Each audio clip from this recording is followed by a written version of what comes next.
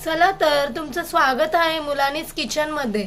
आज आपण बनवणार आहोत झणझणीत असा मटणाचा रस्सा।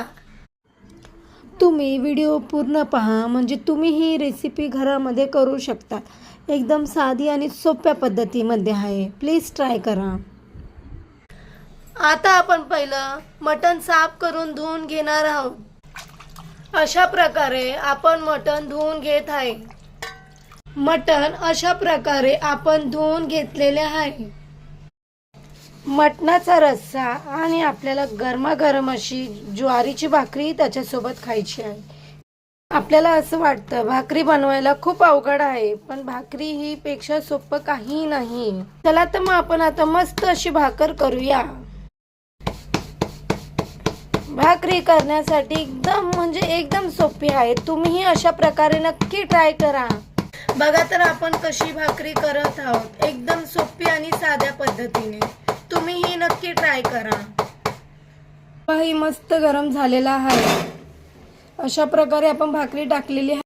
आपण भाकरीला मस्त असं पाणी लावून घेऊया।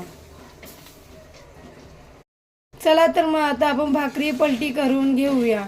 तुम्ही ही नक्की ट्राय करा, एकदम सोपी पद्धत आहे। गरमागरम मटणाचा रस्सा आणि भाकरी।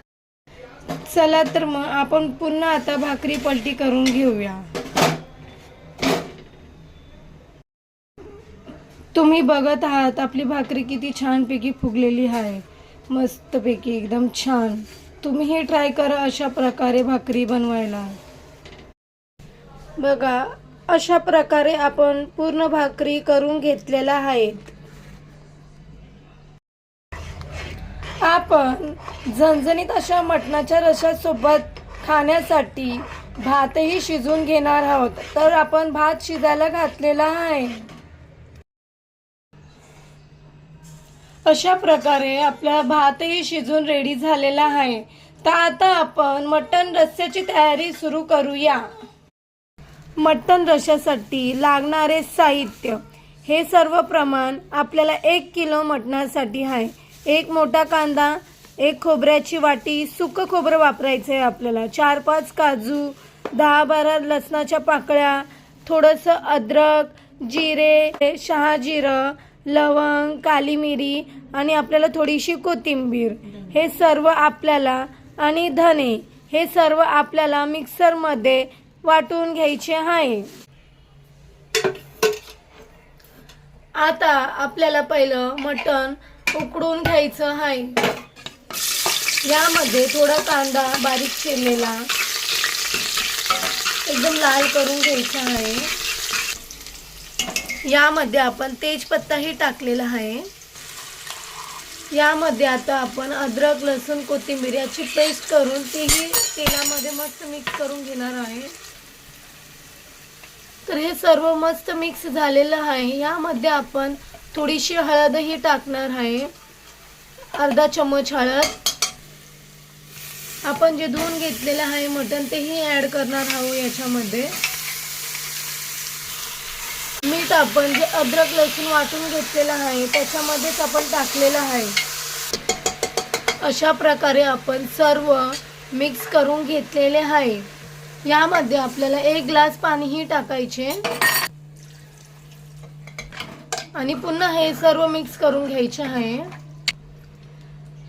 यामध्ये आपण अर्ध लिंबू ही रस काढून त्याच्यामध्ये टाकायचे आहे।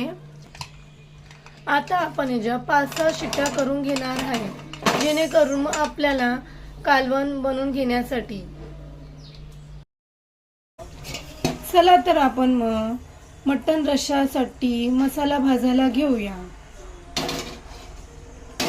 मध्ये आपण 1 मोठा चम्मच तेल घेणार आहे।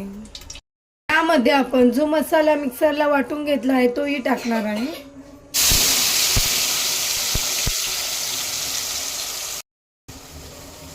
आपण मसाला पूर्ण तेल सुटूपर्यंत तळून घेणार आहे।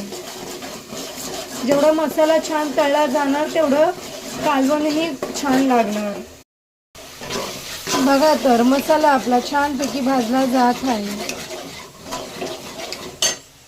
मध्ये आपण अर्धा चम्मच हळद, यामध्ये आपल्याला चवीप्रमाणे मीठही टाकायचं आहे। बघा तर आपलं मटणही शिजून रेडी झालेलं आहे. आपला घरगुती लाल मसालाही टाकणार आहे. आपल्याला जेवढं तिखट पाहिजे त्याप्रमाणे आपण टाकायचं. आपण हे सर्व व्यवस्थित मिक्स करून घेतलेलं आहे. मध्ये आपण जे उकडून घेतलेलं मटण आहे तेही टाकणार आहे. अशा प्रकारे आपण ते सर्व मटण याच्यामध्ये टाकणार आहे. आता हे आपण सर्व मिक्स करून घेऊया. यामध्ये आता आपण पाणीही घालणार आहे. आपण सर्व व्यवस्थित मिक्स करून घेऊया आणि याला 10 मिनिटं उकळू येईपर्यंत ठेवूया. बघा तर अशा प्रकारे आपला मटण रस्सा तयार झालेला आहे. छान अशी उकळी आली आहे, तरी सुद्धा आलेली आहे. आपण यामध्ये कोथिंबीर ॲड करूया आणि गॅस बंद करूया. तुम्ही हा व्हिडिओ शेवटपर्यंत पहा आणि तुम्ही स्वतःही मटण रस्सा घरी ट्राय करा आणि आपल्या कमेंटमध्ये नक्की सांगा कसं झालं आहे ते. तर अशा प्रकारे आपली ज्वारीची भाकरी, भात आणि मटण रस्सा रेडी आहे. तुम्हीही नक्की ट्राय करा. आपल्या चॅनलला लाईक, शेअर, सबस्क्राईब करायला विसरू नका.